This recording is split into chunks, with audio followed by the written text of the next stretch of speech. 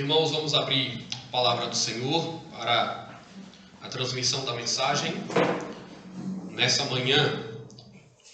Eu vou pedir para que os irmãos abram suas Bíblias em Efésios capítulo 1, dos versos 3 a 14. Nós tivemos a oportunidade de explanar uma parte desse texto no domingo passado e eu quero dar continuidade hoje.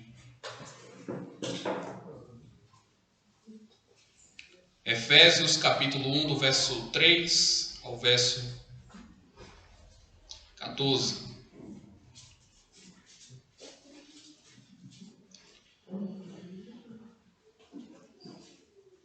Bendito o Deus e Pai de nosso Senhor Jesus Cristo, que nos tem abençoado com toda sorte de bênção espiritual nas regiões celestiais em Cristo, assim como nos escolheu nele antes da fundação do mundo, para sermos santos e irrepreensíveis perante ele.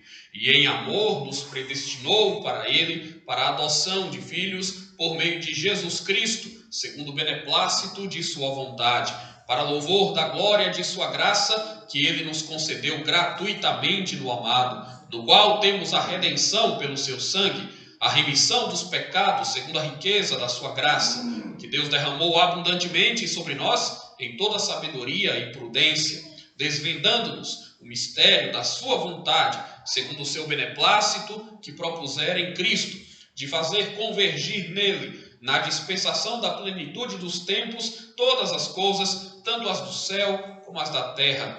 Nele, digo, no qual fomos também feitos herança, predestinados segundo o propósito daquele que faz todas as coisas conforme o conselho da sua vontade, a fim de sermos para louvor da sua glória, nós, os que de antemão esperamos em Cristo, em quem também vós, depois que ouvistes a palavra da verdade, o evangelho da vossa salvação, tendo nele também crido, fostes selados com o Santo Espírito da promessa, o qual é o penhor da nossa herança, até o resgate da sua propriedade, em louvor da sua glória. Vamos orar, irmãos. Senhor, nós te damos graças, nós te bendizemos, porque é maravilhoso estarmos aqui nesse dia, rendendo culto ao Senhor que nos salvou, que amou a cada um de nós, antes mesmo da fundação do mundo, que enviou seu Filho para se sacrificar por nós no Calvário. Nós te agradecemos, ó Deus, porque o Senhor também nos uniu nesta família. Te agradecemos, ó Deus, porque aqui nós temos aprendido coisas muito preciosas para a nossa existência nesse mundo e para também, ó Deus, a nossa existência na eternidade. Nós te agradecemos porque o Senhor tem realizado os teus propósitos na história da igreja, na vida de cada um de nós, nas famílias que aqui estão.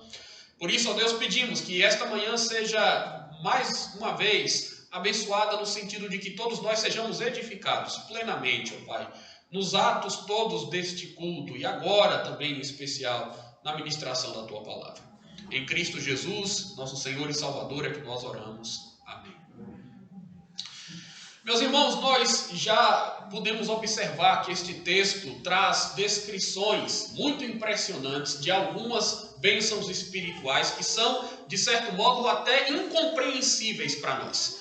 De fato, nós somos beneficiários dos atos de Deus, mas nem sequer podemos compreender com exatidão, né, a dimensão desse amor e tudo aquilo que Deus fez e tem feito em nosso favor. Na primeira parte do texto, que vai do verso 1 ao verso 6, nós percebemos que há um foco principal aqui na eleição do Pai. O apóstolo Paulo diz que Deus nos predestinou antes da fundação do mundo, ele nos escolheu para nos conceder salvação. E no último domingo nós vimos que a eleição de Deus aconteceu na eternidade, que ela teve como propósito principal a nossa consagração e santificação, e que ela foi sobretudo um ato de amor. Exatamente porque Deus nos amou, Deus nos escolheu. Tudo isso nos é dito nas palavras que Paulo dirige àqueles irmãos ali da igreja de Éfeso. Agora, nós vamos nos concentrar mais especificamente do verso 7 ao verso 12, porque o foco de Paulo passa a ser o Filho, a segunda pessoa da Trindade. Ele já falou do que o Pai fez, né? Ele mostra, na verdade, a Trindade em ação, como dissemos no domingo. O Pai atua, o Filho atua, o Espírito Santo atua em favor de nós, para a nossa salvação, não é? E agora Paulo, do verso 7 ao verso 12, vai descrever a obra de Jesus. Vai falar um pouco sobre no que consiste, não é, a missão que Jesus Cristo veio cumprir. Ele vai dar uma ênfase maior agora, então, no tema da redenção. A gente resumiu essa história dizendo que ao Pai, não é, cabe a eleição, colocado isto aqui, ao Filho a redenção pelo seu sangue, nós vamos verificar esse trecho, e ao Espírito Santo, então, nós percebemos que cabe o selo, não é? Nós somos selados pelo Espírito Santo e tornados, então, propriedade de Deus. No caso da obra de Jesus, essa ficou configurada ali com a sua morte e ressurreição. Ele foi enviado pelo Pai e voluntariamente assumiu o papel de redentor. De fato, nosso principal problema era espiritual, a quebra da comunhão com Deus. Jesus veio resolver esse problema, ele veio reconciliar os homens com Deus. E só é possível os homens serem reconciliados com Deus através de Jesus Cristo. Não há outro meio, não há outro caminho, nem outra solução. Tanto é verdade, irmãos, que essa foi a grande missão do Filho, que Cristo é conhecido no mundo inteiro como aquele que entregou a sua vida no lugar de outros.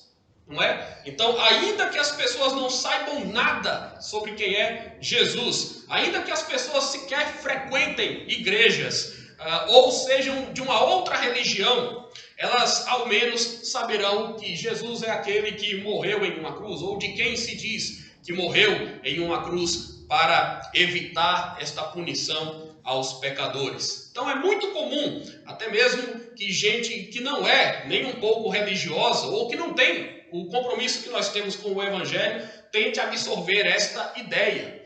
Vocês provavelmente já ouviram pessoas que não são cristãs, talvez, ou que não conhecem a Bíblia, né? Mas elas são capazes de externar esse pensamento e elas podem dizer assim: eu sei que Jesus morreu por mim, ou por todos, ou qualquer coisa do tipo, né? Nós sabemos que Jesus de fato morreu, mas associando com a nossa mensagem do domingo passado, ele morreu pelos eleitos. Deus elegeu os seus filhos antes da fundação do mundo e Jesus veio a esse mundo para morrer por aqueles a quem Deus escolheu, a quem Deus amou. E apenas estes, portanto, é que acabam, então, recebendo esta salvação. O fato, irmãos, é que a Bíblia aponta para Jesus como o responsável por prover a salvação humana no plano redentor da Trindade. Jesus se voluntariou para cumprir exatamente essa missão. A pessoa e a obra de Jesus, a obra redentora de Jesus, é tudo o que os homens precisam para se libertarem da escravidão do pecado. Jesus é aquele que traz liberdade desta escravidão espiritual. Nós vamos então falar um pouco a respeito disso. Algumas lições que nós temos aqui, irmãos, para aprender. A primeira delas, sobre a redenção de Jesus. Nós vemos que Paulo vai dizer que a redenção de Cristo custou o seu sangue. O sangue de Jesus derramado em nosso favor é o que precisamente nos purifica de todo o pecado. É o que traz perdão da parte de Deus. O sangue de Jesus derramado na cruz é o que nos justifica. O sangue de Jesus derramado na cruz é o que faz com que nós tenhamos a segurança e a garantia de que um dia nós estaremos com o Senhor no céu. Certo? Então, essa é a nossa doutrina. Nós somos salvos por sangue, pelo sangue de Jesus Cristo derramado em nosso favor. É o sangue de Jesus que pode nos libertar. O verso 6 diz que Jesus é o amado do Pai e ele se torna também o amado das nossas almas, porque o verso 7 afirma que nele nós temos a redenção pelo seu sangue, a remissão dos pecados segundo a riqueza da sua graça. Então, observem aqui, irmãos, a palavra graça. Quando nós dizemos que a salvação é gratuita, lembrem-se também de algo que já foi afirmado aqui. Quando nós dizemos que a salvação é gratuita, significa que ela não custou nada a nós. Mas ela custou tudo ao Pai Celestial. Ela custou tudo a Jesus Cristo. E o preço foi alto. Por isso que nós cantamos aqui. Por isso que nós agradecemos pelo preço que Ele pagou. O preço, quem pagou foi Deus.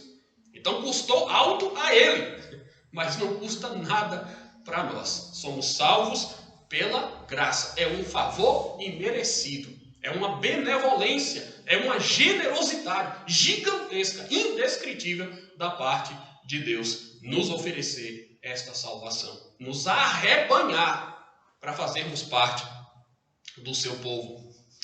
Meus irmãos, Jesus teve que morrer para que nós estivéssemos aqui hoje.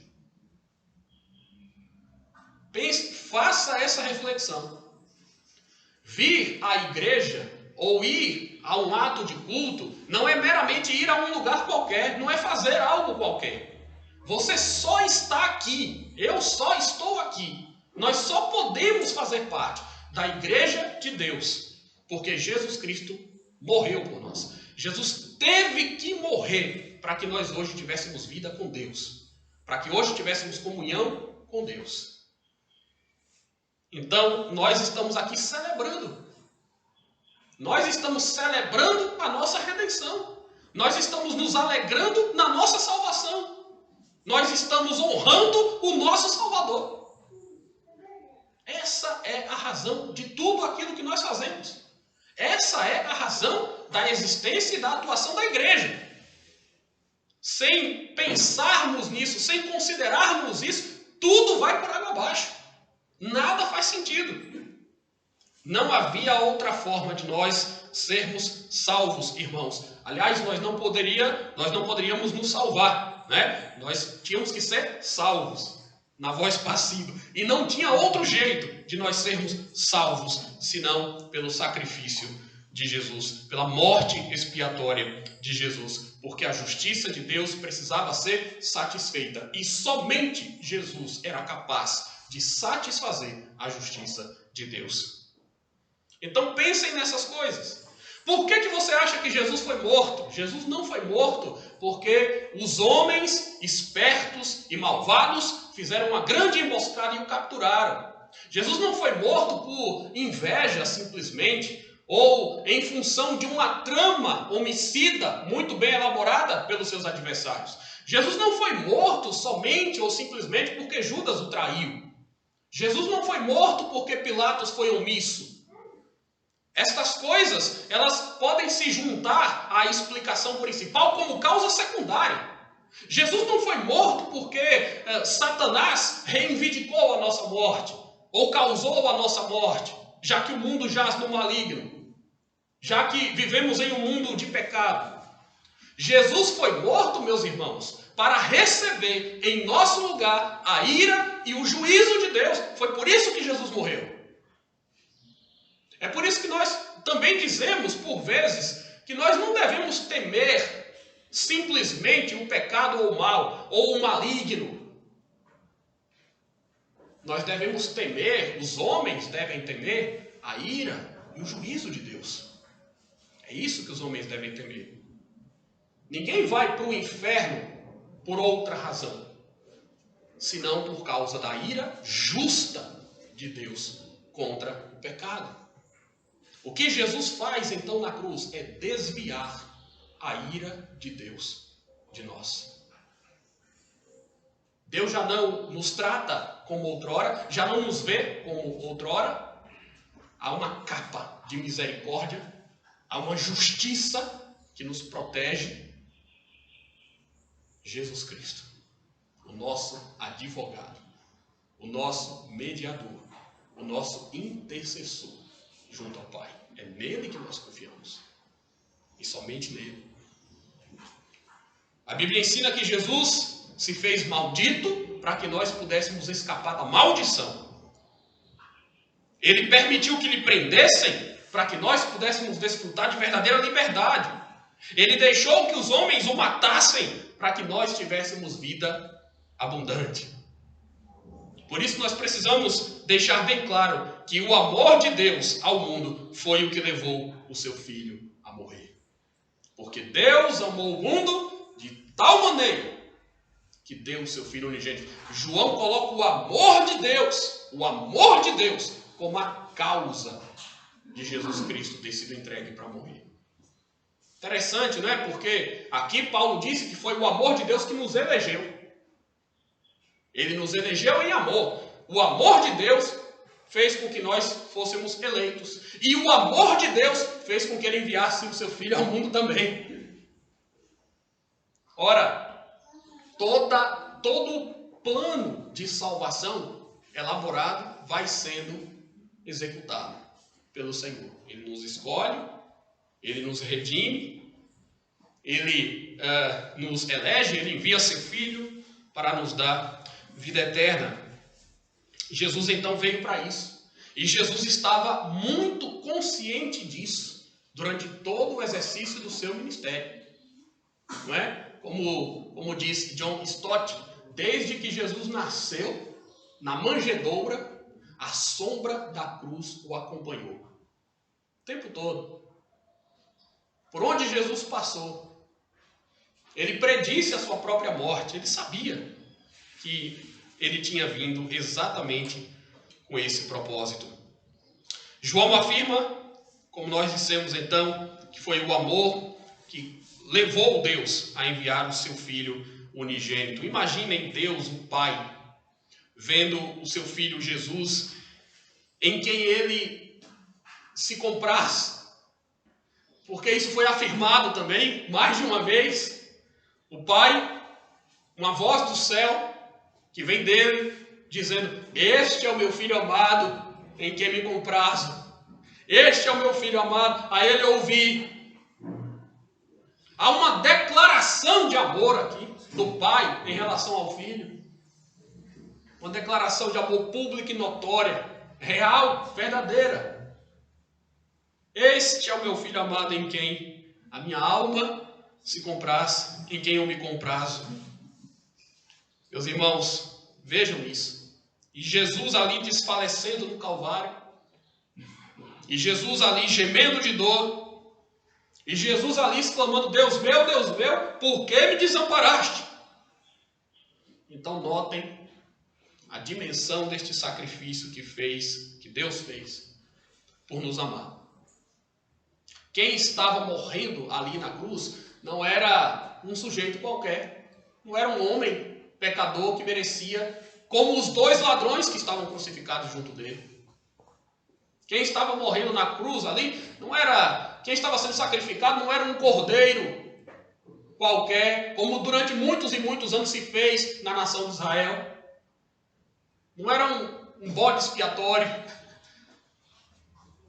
Quem estava morrendo na cruz ali era o Cordeiro de Deus, que tira o pecado do mundo, que foi enviado para isso. Mas imaginem, irmãos, que preço alto. O livro de Apocalipse então diz aqui, nós lemos, no capítulo 5, versículo 12, que Jesus é digno. Por isso que Jesus é digno. Por isso que João, num determinado momento ali, nas suas visões, ele se vê desesperado e ele chora, porque ele compreende que ninguém foi achado digno de abrir os livros, de cumprir os propósitos de Deus. E João se desespera por essa revelação, ele chora, e então, eis que ele ouve que o Cordeiro venceu, e é digno de abrir os livros, de abrir os selos, porque ele foi morto e com o seu sangue, e com o sangue comprou para Deus. Comprou. Vejam, o sangue de Jesus comprou. O sangue de Jesus é o preço alto que comprou para Deus os que procedem de toda tribo, língua, povo e nação. Pare de pensar simplesmente em toda a tribo, língua, povo e nação. E pense em vocês. Em nós. Mas é maior do que nós. Tribo, língua, povo e nação. Gente do mundo inteiro. E nós estamos incluídos nisso. Nós fomos comprados, redimidos por este preço alto que foi o sangue do Senhor Jesus Cristo. A redenção de Jesus custou o seu sangue. E Deus constituiu para si, então, através da morte deste cordeiro, ele constituiu reino e sacerdotes. Nós fomos comprados pelo sangue de Cristo. Nós sabemos que Jesus, ao vir a esse mundo, mudou a história da humanidade. Mudou a história da humanidade. Porque não era um homem qualquer. Não era um indivíduo qualquer. E sabe o que é impressionante ainda, irmãos? É nós percebermos que Jesus fez milagres extraordinários, não é? A gente pensa no ministério de Jesus e a gente automaticamente, dentre outras coisas, começa a considerar o seu poder. Jesus é Deus Todo-Poderoso. Ele podia e pode fazer qualquer coisa. Qualquer coisa. E então você começa a pensar que Jesus tem o poder de acalmar uma tempestade, como ele fez. A natureza ouve a sua voz e obedece, emudece. Os demônios ficaram também afoitos e desesperados quando o viam, pediam e clamavam por misericórdia. Jesus curou os cegos de nascença, surdos, coxos, paralíticos. Jesus alimentou uma multidão, 2 vezes pelo menos, fazendo comida surgir, multiplicando pães e peixes. Jesus ressuscitou pessoas que tinham morrido. No caso de Lázaro, ele tinha morrido há 4 dias. Mas o propósito maior e fundamental da vida de Jesus era buscar e salvar os perdidos. O milagre maior que Deus faz é o milagre da transformação do coração. É o milagre de fazer com que pecadores consigam ir para o céu. É o milagre de fazer com que pecadores se reconciliem com Deus Santo. Esse é o grande milagre. É o maior de todos. Porque as pessoas que Jesus ressuscitou voltaram a morrer. Porque as pessoas que Jesus alimentou voltaram a ter fome. Vocês se lembram quando Jesus multiplicou os pães e os peixes e ele fez um discurso para a multidão que o seguia? Alguns até queriam aclamá-lo rei por causa daquilo. E ele diz assim: olha, vossos pais no deserto comeram desse pão e morreram depois. Agora aquele que comer da minha carne, aquele que beber do meu sangue, aquele que comer o pão da vida, o pão que eu ofereço, esse nunca mais terá fome, esse nunca mais terá sede. Você percebe? Então os milagres maiores, o milagre maior que Deus faz não é um mero milagre temporal, que sacia a nossa necessidade imediata. Mas é um milagre, meus irmãos, que nos traz perdão e salvação. Esse é incalculável. Sobre esse a gente pode dizer: eu nunca saberei o preço dos meus pecados lá na cruz. Observem ainda no verso 7 a expressão: segundo a riqueza da sua graça. A riqueza da graça de Deus se mostra quando ele dá o seu próprio Filho em favor de nós, porque a redenção de Jesus custou o seu sangue. A segunda grande lição que nós aprendemos acerca da redenção de Jesus aqui, meus irmãos, é que ela nos foi revelada e, portanto, precisa ser conhecida. Deus revelou a nós o que ele fez por nós em Cristo. E agora nós temos o papel de fazer com que esta redenção se torne conhecida pela proclamação da palavra. Observem que o verso 9 diz que Deus agiu desvendando-nos o mistério da sua vontade. Desvendando, presta atenção nesses termos. Deus agiu desvendando-nos, descortinando, descobrindo, fazendo com que nós tivéssemos a noção, a compreensão da sua vontade. Segundo o seu beneplácito que propusera em Cristo, ou seja, através de Jesus. Através de Jesus, Deus nos revela a sua vontade, o seu propósito. O que antes era misterioso para nós, deixou de ser, porque Deus assim quis. Irmãos, essa palavra mistério faz parte do vocabulário de Paulo.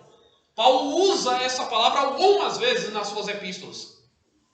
E geralmente Paulo está se referindo, quando ele usa essa palavra, a algo que outrora era oculto. E de fato, né? Quando nós lemos o Antigo Testamento, quando nós estudamos a Bíblia e percebemos aquele período anterior à chegada de Jesus, nós vemos que aquela salvação que Jesus vai trazer, aquela revelação que as pessoas terão a partir da primeira vinda de Cristo, ela vai se dar num momento posterior, né? É quando Jesus vem que tudo fica claro, que dá para compreender, assim, com muita clareza, como é que Deus intentava salvar os homens. Através de um sacrifício perfeito, não é? Então, o verso 8 afirma que Deus derramou sobre nós em abundância toda a sabedoria e prudência, a fim de que constatássemos essas verdades. Ele fez a sua graça transbordar e inundar o nosso coração, abrindo os nossos olhos, despertando a nossa mente para este entendimento. Então, meus irmãos, aquele mistério que era oculto, deixou de ser. Aquilo que estava velado no passado, quando Deus tratava com o povo de Israel, que era o povo do pacto no Antigo Testamento,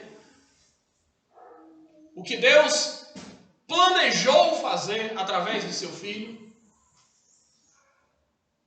incluindo os gentios na igreja, fazendo com que o Evangelho pudesse ser proclamado em todo o mundo, trazendo graça e salvação para homens de todas as nações. Agora isto é claramente revelado.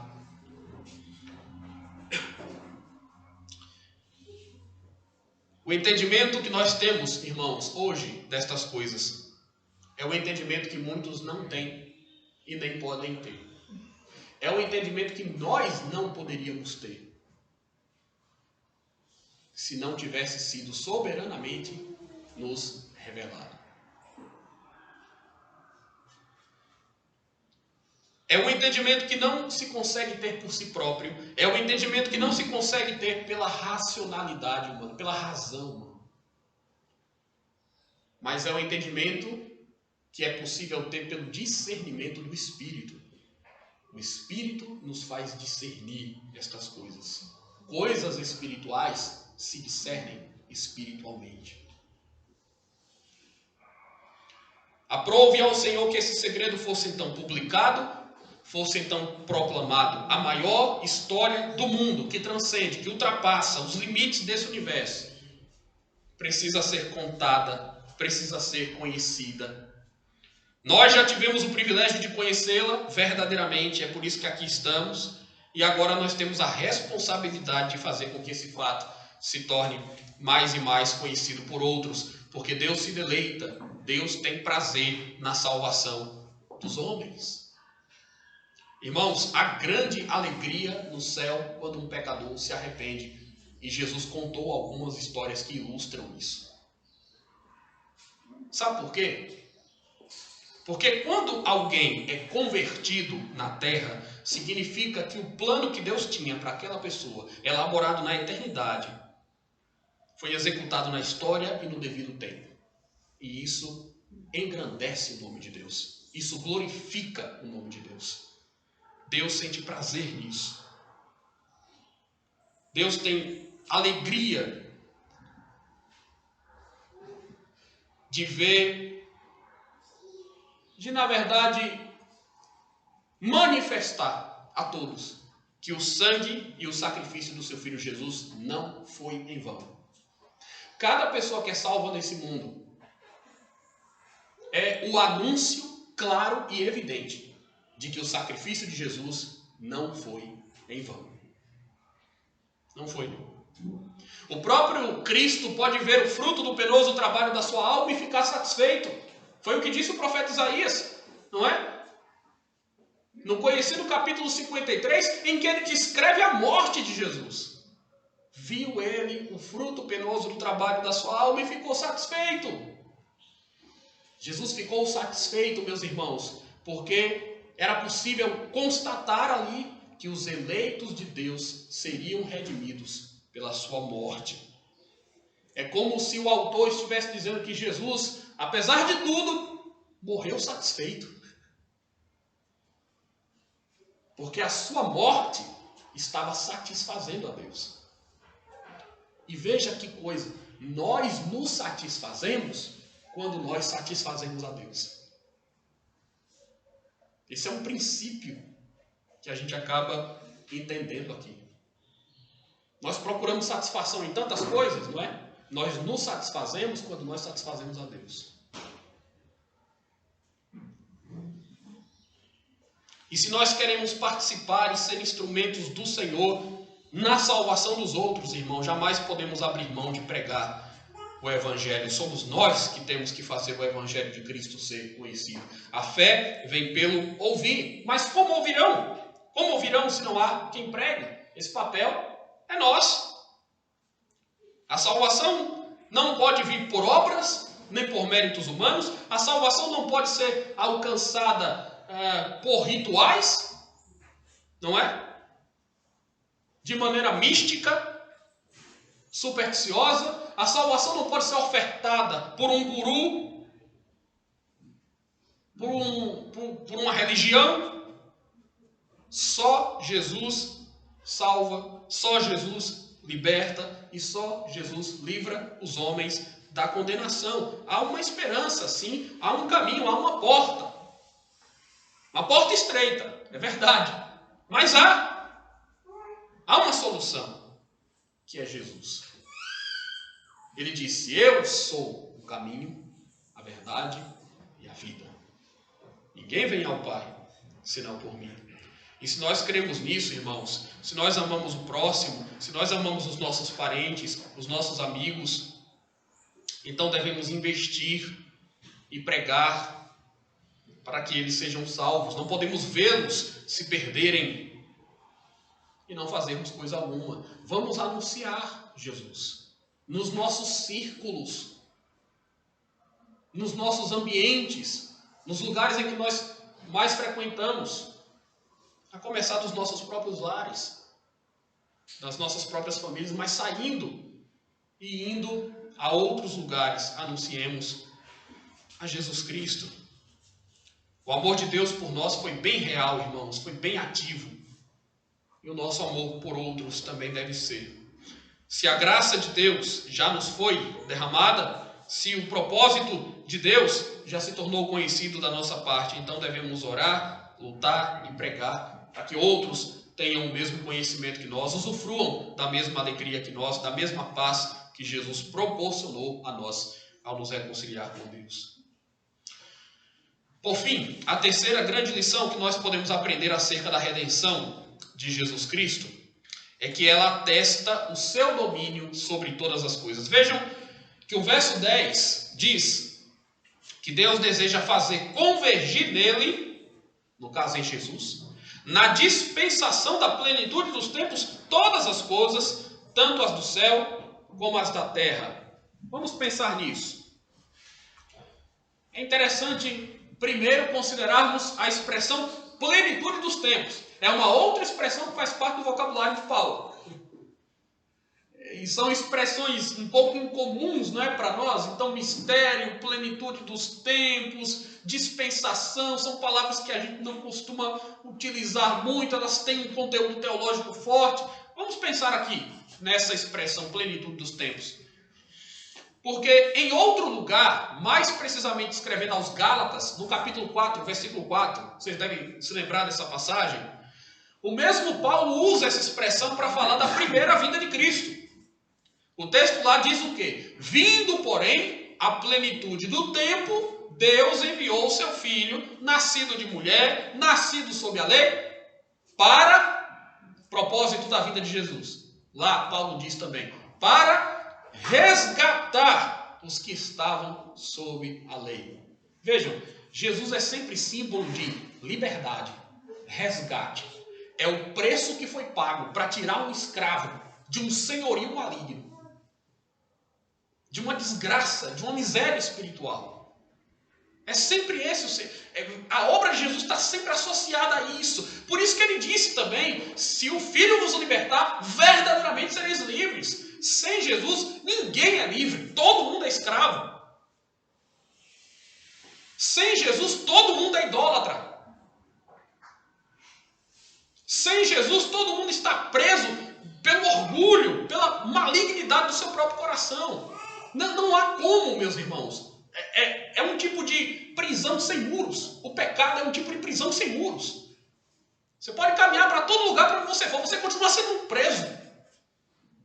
Sem Jesus é assim.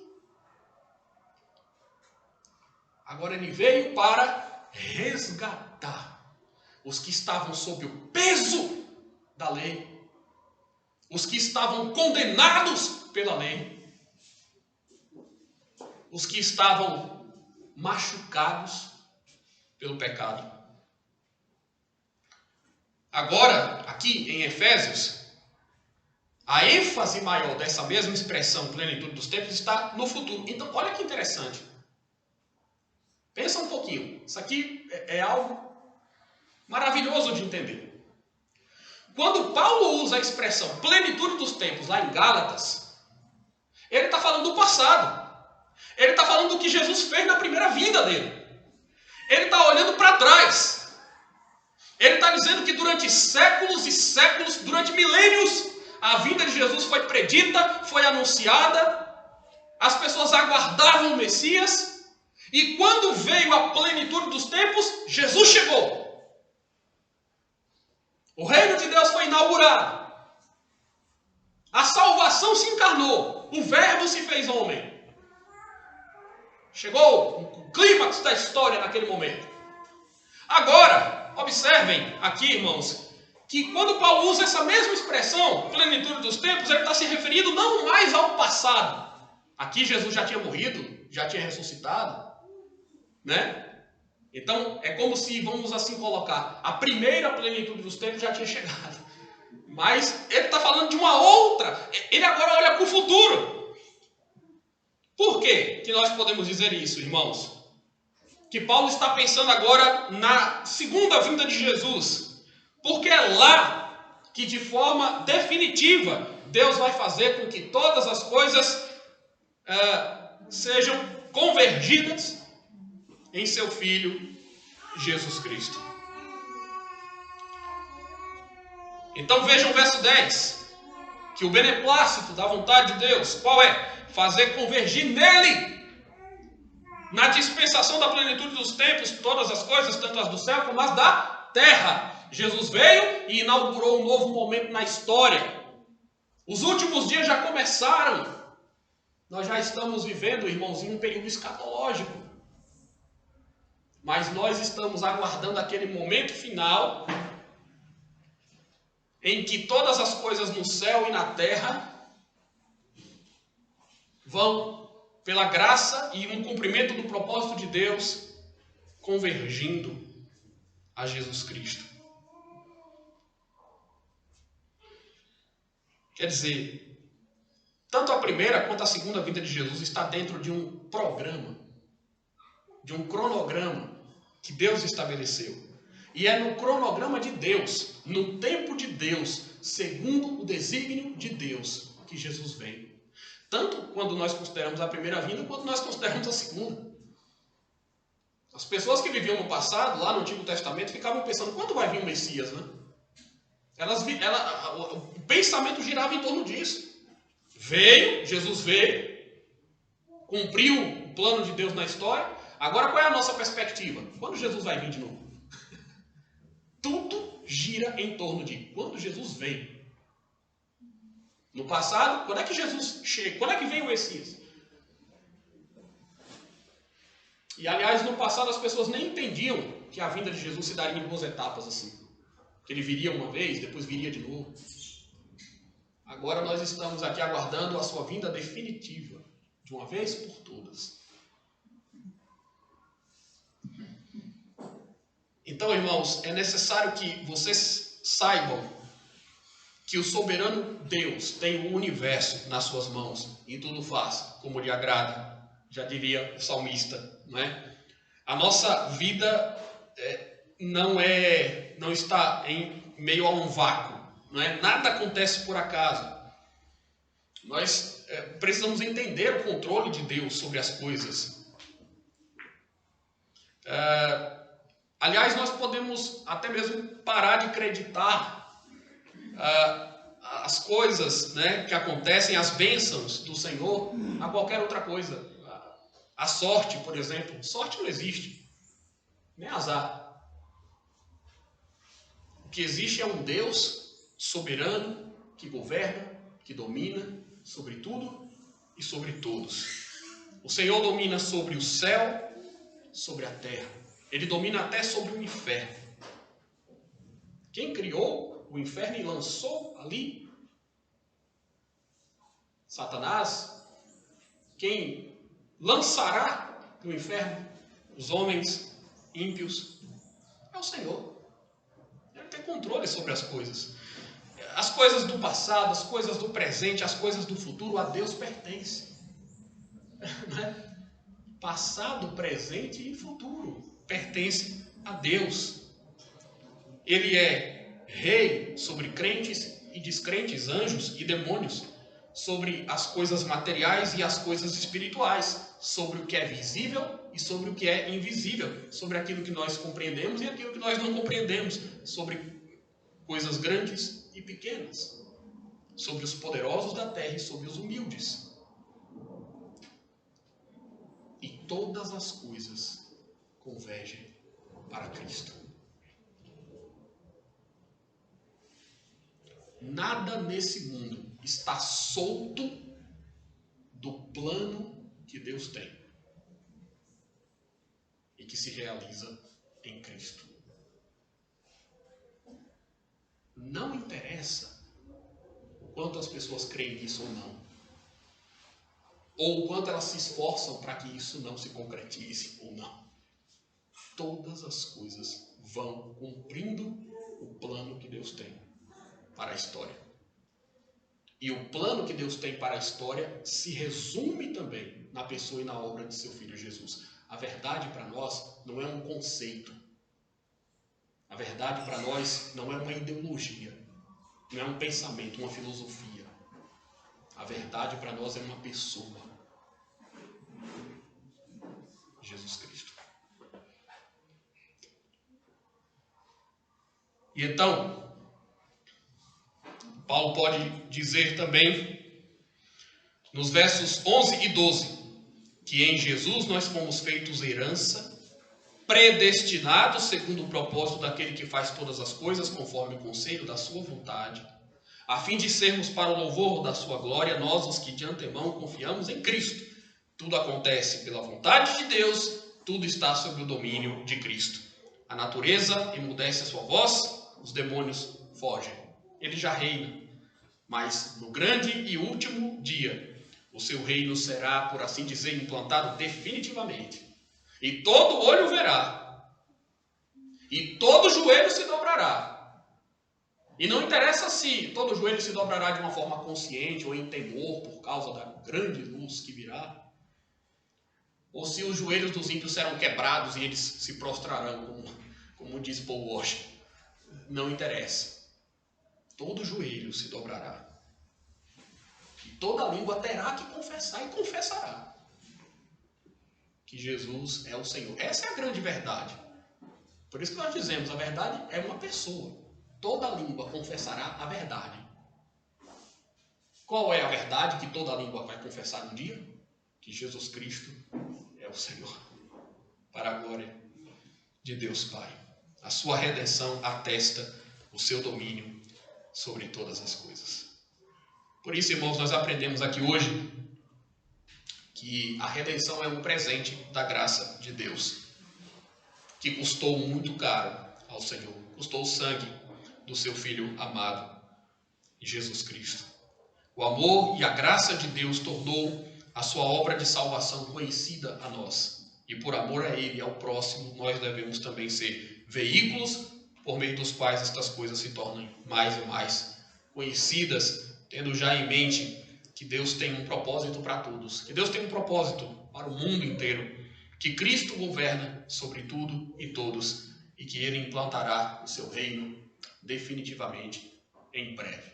Quando vier o tempo de Deus, no cronograma de Deus, tudo vai se cumprir em Jesus Cristo, nosso Senhor. Deus abençoe cada um dos irmãos.